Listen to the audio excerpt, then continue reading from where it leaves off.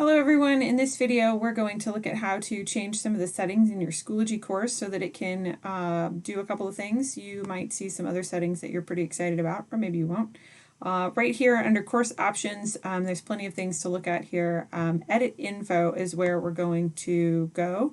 There are some settings in here that I think you can also get to via the course settings link that you just saw. This is where I was able to give the name of the course. I know with courses that the school assigns to me, I do not always have the option to change things. And so I generally don't even get to see these there. They're all grayed out.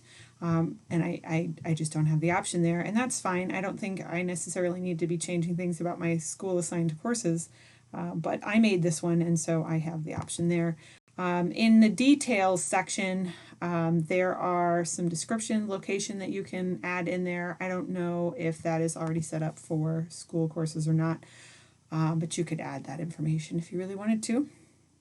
It's the privacy tab here that has some of the things that I would like to show you.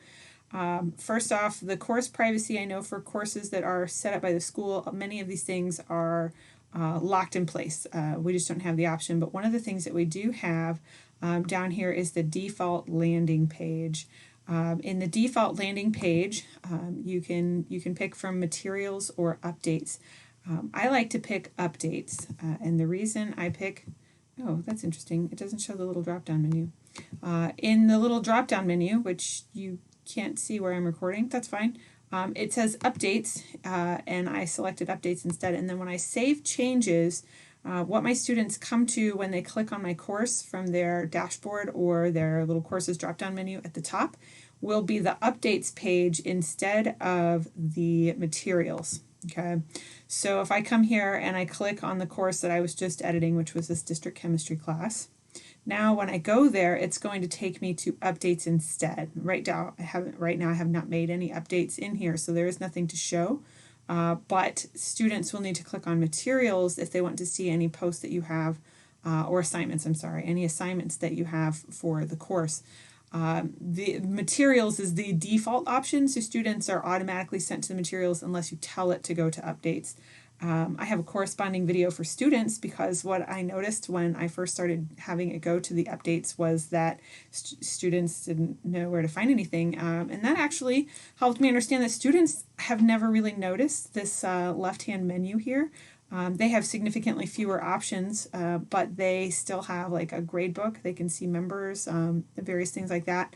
The mastery, I believe they have the mastery members, grade book or grades, updates and materials. I think that's what's in their list of things to do. But I don't think they even knew that. Anyway, I like having the updates as where they land because I've noticed that students don't always see my updates.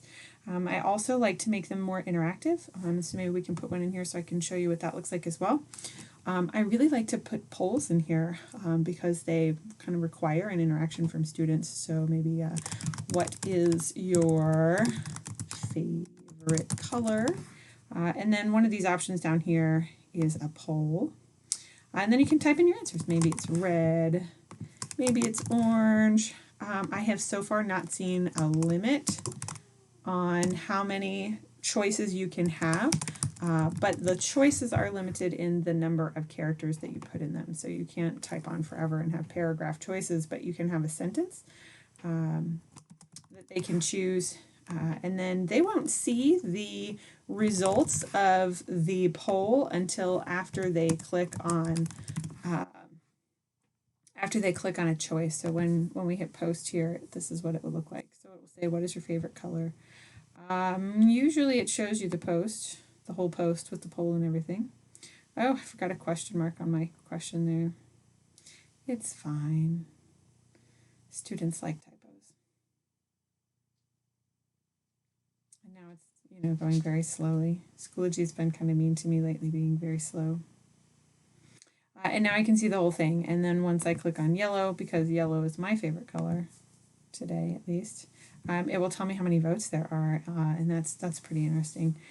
When you post a poll as a teacher and your students come and vote on it, it will tell you, it will give you like a heads up that there have been some replies, and then you'll be able to see those. Those also show up Those updates show up in the this dashboard, this recent activity dashboard that you start with when you log into Schoology. So just another little interesting thing, a little pro tip there on using the updates instead of the materials as the landing page. I hope that helped somebody. I'm sure it helped somebody. Thank you for watching.